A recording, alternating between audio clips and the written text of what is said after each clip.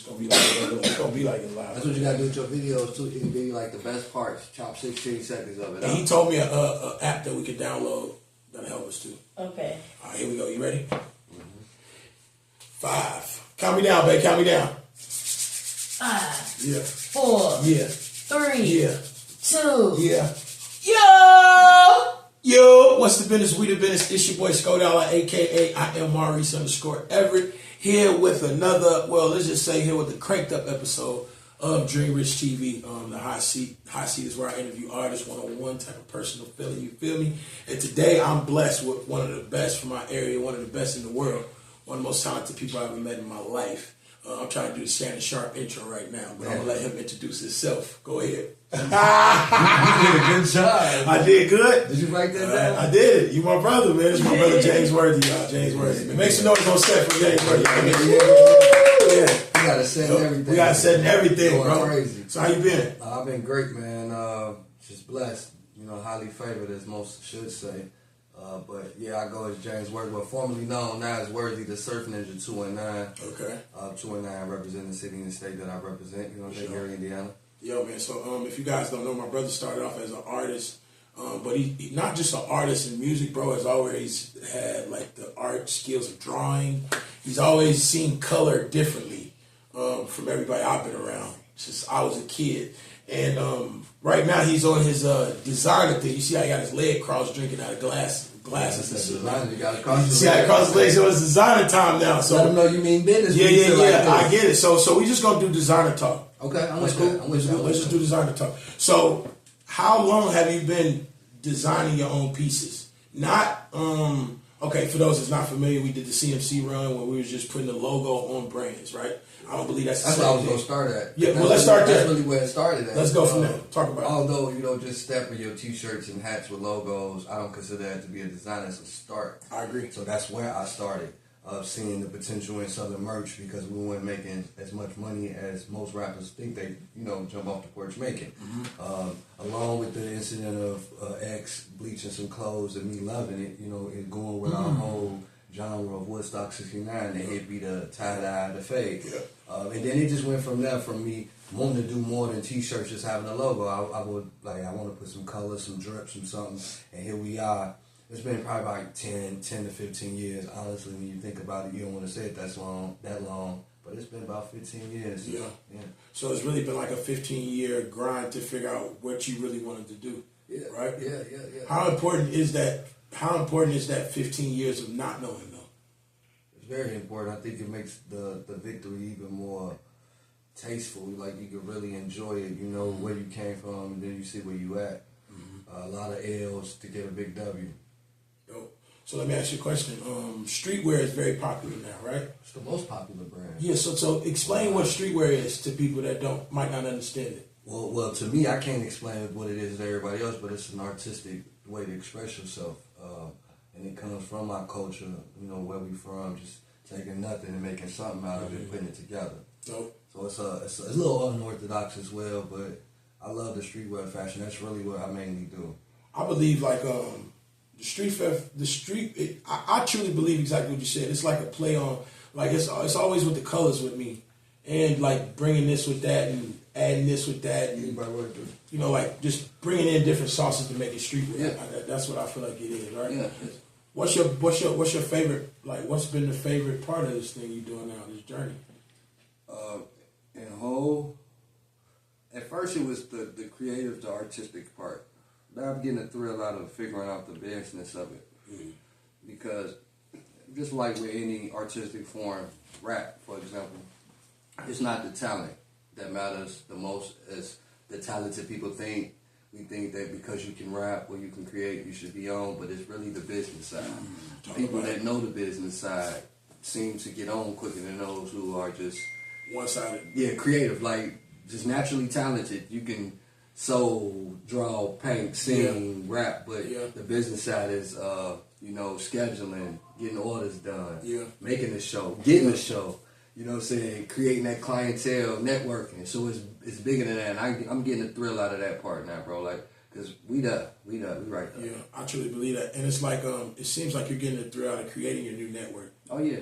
You know what I'm saying? So how much different is the creation as an artist from being a designer? For me, Fan base, is it like creating a new fan base?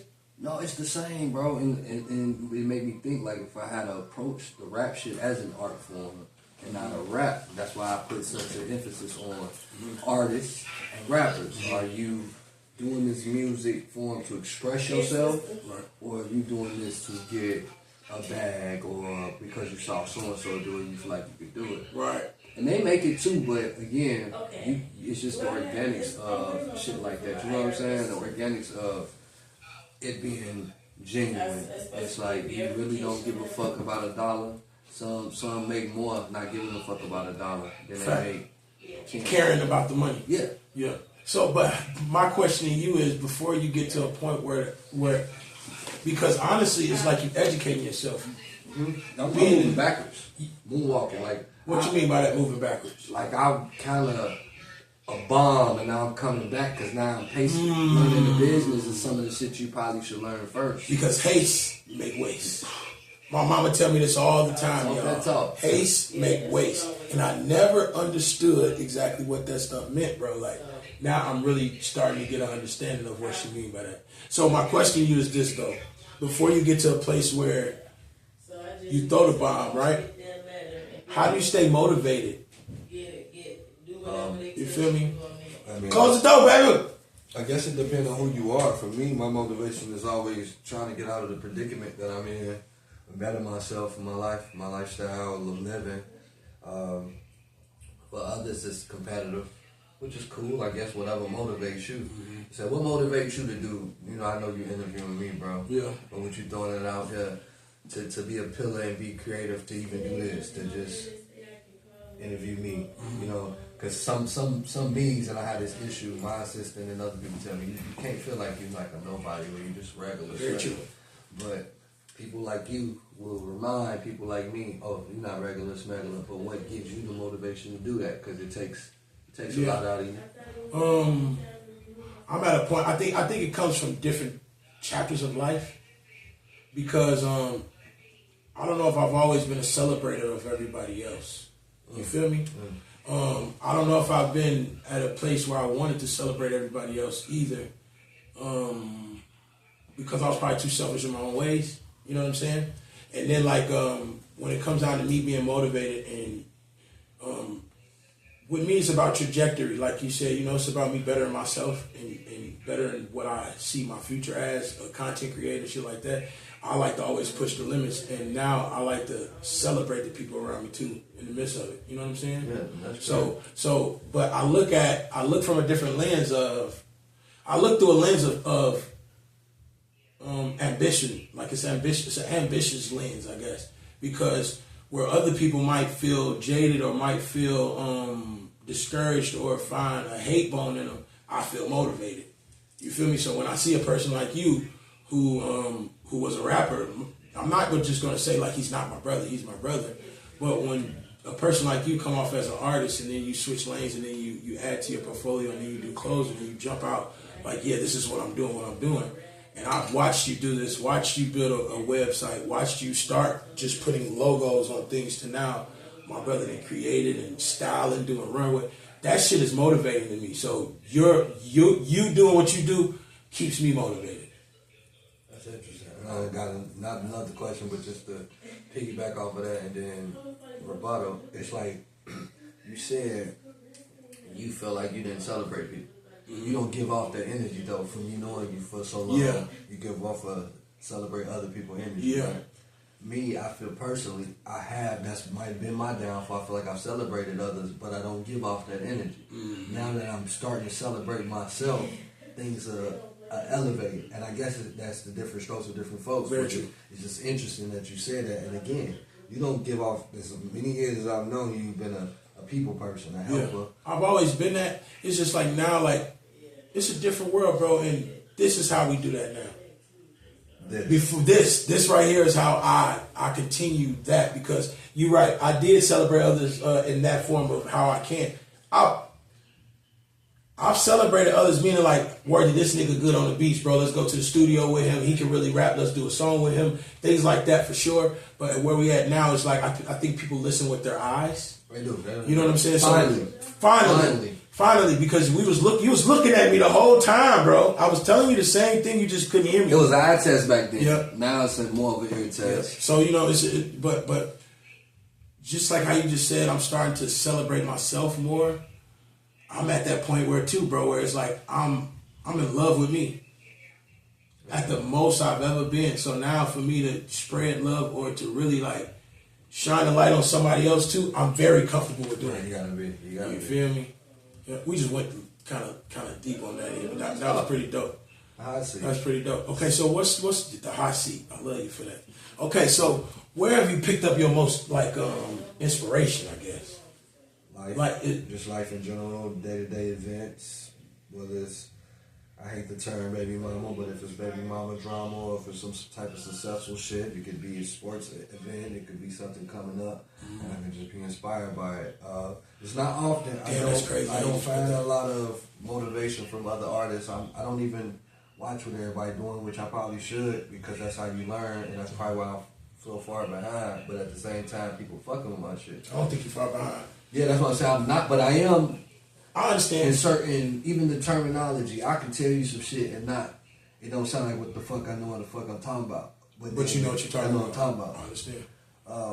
But yeah, I find it through life events, just things that's going on.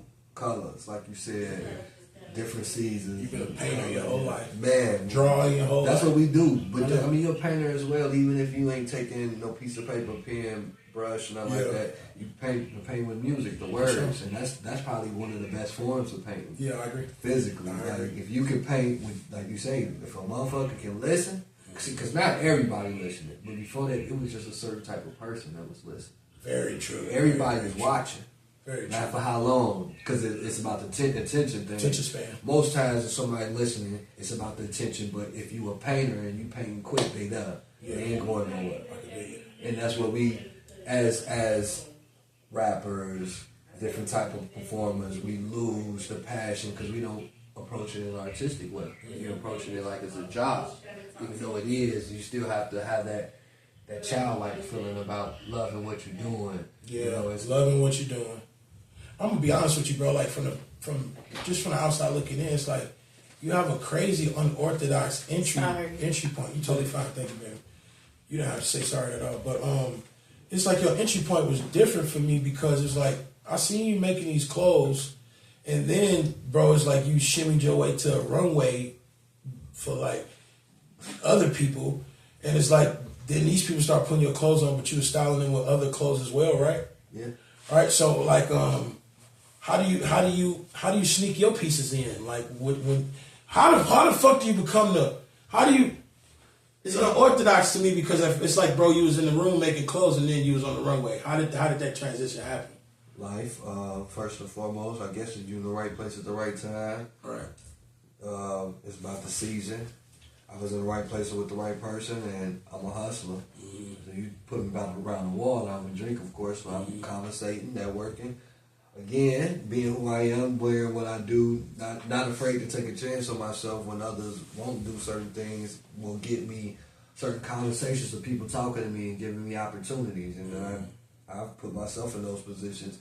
I can't even say somebody has truly put me in these positions, even though you might be dating somebody or doing business or somebody. PRs. But really who you are has put you in that position. It's a domino effect. Yeah. You was destined to be there. Yeah, regardless. However if you was with me or not, I was going to be there. Right. But I got that, and then I took advantage of these opportunities, bro. I've never been afraid to. I'm an introvert, but I know what the fucking mission is. In order to complete that bitch, bro, I have to talk. And a lot of my people who work with me ain't talkers, or who fuck with me. I don't really like talking, but it gotta be done. Yeah. I express myself through fashion, of course, but I don't think I would be so loud if I didn't know what the fuck it do. I feel you. If you didn't know you had a hit. Yeah, like. But you know you got a hit. My shit is crack, bro. Like, play it. Got to, and that's why I do it. So I love this shit, bro. I ain't gonna lie. Again, it's no different than when we first started music before it became a job. The artistic form, expressing how I'm living, what I'm going through, what everybody else going through, what's going on in the world. Yeah. It's just wavy. Okay. So you've made a transition to, okay, so now my question is this. When did you find your thing, and then how much did you lose before you found it? Ooh. Because I'm going to just say this, y'all. I've been telling my brother the whole time, because he's based out of Atlanta now, too. So if you guys are in Atlanta and you watching the show, get in contact. Wherever you are, get in contact. You guys can go on IamWorthy.com, EYEAmWorthy.com. You guys can go in there and get the street merch. But before we get to that, we started seeing the Bitches Are Weird merch on a lot of celebrities, right? Yeah, it's working. It's working its way around, right? So my thing is this, like, I used to tell my brother, bro, you so talented that you can create a keychain, and that keychain will get you in the door, and when you get in there, then tell them you rap. Am I lying? Oh, yeah. So I used to tell him this all the time, and some people could be like, bro, I ain't making no fucking keychain. Or they can take it in a figure of speech and then they can create their own keychain. And that's what I feel like my brother did with these Bitches Are Weird. With the Bitches Are Weird brand, he created these hats, and then I started seeing them floating everywhere, right? I would call it more like a key, though. A key? Yeah, you really describing the key, something to get you in the dome. There you go. I mean, I know what you mean. The keychain, like something that's reasonable. It's yin and yang. It's really the key. It's really the key. What gets you? Because I don't like that shit. The Bitches Are Weird? I hate it. Hold on, wait. Don't go there yet. Let's not get there yet. Let's not get there yet. Remember when we was at the dispensary and that dude had on one of his hats? Yeah, like, For real? Yeah, he ain't even Crazy bad. work. He got it. That's what's up. I see your But shit I all the hate time. that shit. And I be seeing niggas at Playos with different colors I don't have. And I be pissed, bro. I didn't inbox you several. Why this nigga got the green and white on? Yeah, you have. I know I have, right? That's it. But my question to you is like, how much did you lose before you got to a win like that? Everything. Like, how many? What did you try first? Did you try Scully's first? Did you try T-shirts first before you got the hat? Or how many did you do this logo? How many logos you went through to where you got? That's a great because question. even though you don't like it, it works, bro. So my question is, how much did you lose before you got to A this? lot. I went down there to the A. Was ghostwriter for the WWF wrestler. Ran into a motherfucking real stylist that made Beyonce's gala gown. I had wore a peacoat that I made the same day on New Year's Eve and went to her party, and she blase skippy woo woo. That's in stone, right? I was making. Well, no. What did you just say? She bought skippy woo woo that and stuff. She liked this. She liked the liked peacoat. the She peacoat. like, and I had did some simple shit. Again, like motherfuckers don't understand. I'm making shit in my head before I make it. So sometimes yo shit probably get married in 5 minutes. Yeah, like, you like look at that shit. You like, Yeah. boy, I know you went crazy. Yeah. It took you 5 You seconds. probably gotta cut that out. Drop that. No, we're not because create. Man, people go on the motherfucking thing, pay some shit like, no, Oh God, bro. that bitch is $7,000. Oh God. Okay, so go. And she liked the shit, but I'm ambitious. I'm a hustler. Shit, you looking for a motherfucking assistant? Woo, blah, skibby, woo, yeah. Anyway, work for about a year. Bad con, cousin, just work with certain people. Y'all listening? Matter of fact, shout out to the cowboy. This how bitches is weird. I've always been saying bitches is weird. This ain't For sure. brand new. Like just the whole way the slogan is. Concept to put together. So being a part of that team, I was with seamstresses. Her as well, like I said, she dressed the baby like this no cap. This like, fashion. You know, this real life. You in fashion. I'm like, damn, wait, I'm here. Yeah. But the hustler. And you just skipped hella niggas. And Bruh. Bro, I used to draw clothes in high school, y'all. I used to draw clothes out. And my sister was like, boy, you talented. I'm finna take you out here to Chicago. She took me to Chicago Art Institution, and I was going to sign up for marketing and clothes designing. But when I got there, everybody was different from me. And I was so uncomfortable. It made you comfortable. And it made, because I was a young man, and I wish I was more knowledgeable. You should have just been yourself, even if you was who you were at that point. Being yourself in that position. But back then, we didn't even know what that meant. But I've been Be yourself. yearning for this. I've been yearning to be who I am today, to be able to sit here and cross my legs with y'all and talk dumb shit. Like, this is so comfortable for me. You don't even understand. But we done lived hard. I went to jail to be able to sit like this. God. Comfortably and who I am and all this other shit. George. And sold everything and been everybody but who I am to be able to be who I am today. And then the crazy thing is To be hip hop. comfortable in the skin you in. Because hip hop lied to us our entire lives. It did. And it's because it's about money. It was never about, as much as we approached it as a creative expression. It was never about. It was never about that. It was about control. Presented, It was about control, and it's about it makes you think you got to be this person. You got to be something that you're not, but you really just need to be yourself. That's what hip hop is. to be. Hip hop has always been people just being themselves. Am I lying? Just stop me when I'm lying. We just went crazy. But we've been fighting our whole life to be somebody other than who we are. But now that's why I applaud this generation now, because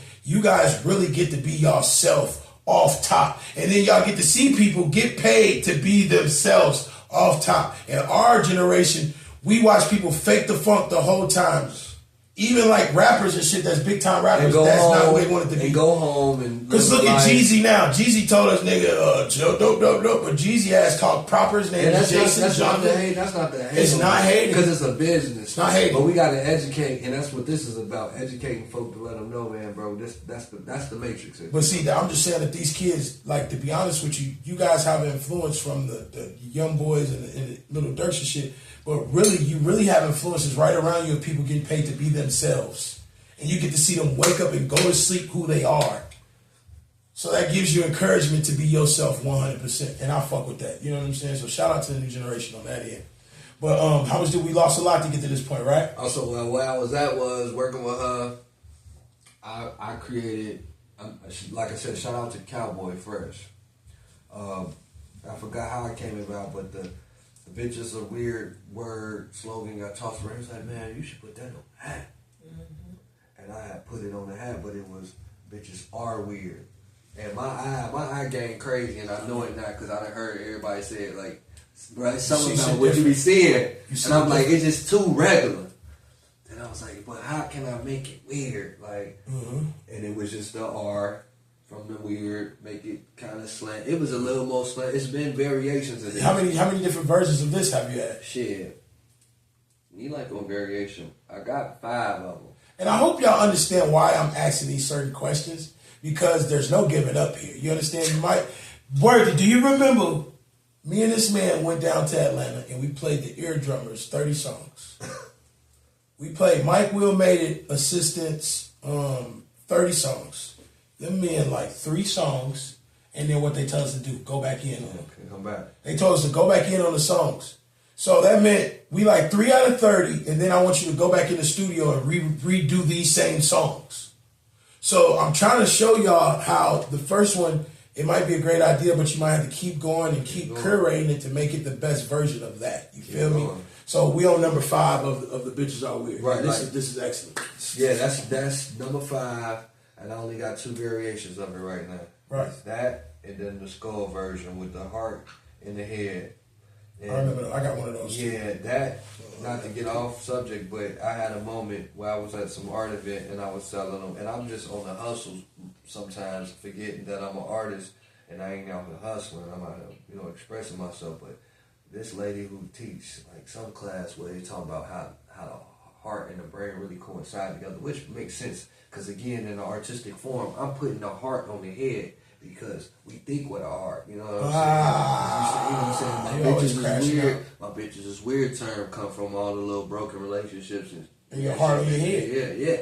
So anyway, Buddy came up with, like, when we was talking about how it came by, like, put it on the shirt, and when I did it, when I put it on the hat, and he saw it, like the first version where the R was placed like this, he like, yeah, that's that's it. And I really was pressing Buddy, because I want to say this too. A lot of artists, we be thirsty. It's a difference for me. It's a difference between thirsty and hungry. Hungry is you go out there, you getting out the mud, you doing shit that an artist should do by promoting themselves, taking a chance. Thirsty is like you doing shit you really ain't standing on that. You ain't got no moral compass. I remember when he suggested it and I did it, and then he liked it. A nigga with a little bag, more money than me, I'm looking for him to invest in it, but that ain't the situation. The universe done gave you that lighter, that keychain to get you indoors. Now you gotta invest in yourself and sacrifice it all. Exactly. Now, I didn't sacrifice it all until maybe up until this point, but it's been like percentages. Like I understand. But if you sacrifice it all in that moment, you don't even know, like 99.99 times that shit gonna come back. Yeah, it's coming back. That shit gonna bounce back. Yeah. And it has in every bit, but I've been baby stepping. I'm talking about from being on Love and Hip Hop Atlanta. These hats have been on Love and Hip Hop Atlanta. Where else? Yeah, tell us all that. Yeah, see, for me, it's a small feat, but it's really a big feat. Major. You know what I'm saying? I got to Major. stop that. That's why I say after this, there's no more. I'm on some shit. Love and Hip Hop Atlanta, Carlos Miller. I had somebody take my shit on Carlos Miller. I see him pull out the shit out of the bag. Nigga went through all your hats. And still, I'm like, this really ain't nothing. But it really is. It's huge, bro. It's huge. Because it's huge. That's where I'm losing at. It's just my perception of what I'm doing. Because everybody else, they know a hit when they see one. Yeah. And thank God this ain't a momentary wave. I try to create timeless shit. Like even how we did with the music. Yeah, a lot of our music from 7 to 10 years. It's still here today. It's timeless. Yes, certain art is timeless. That's how you know when a nigga creating from the gut and then when a nigga singing straight, you know what I'm saying? Just trying to get something off of what he doing. But yeah, this shit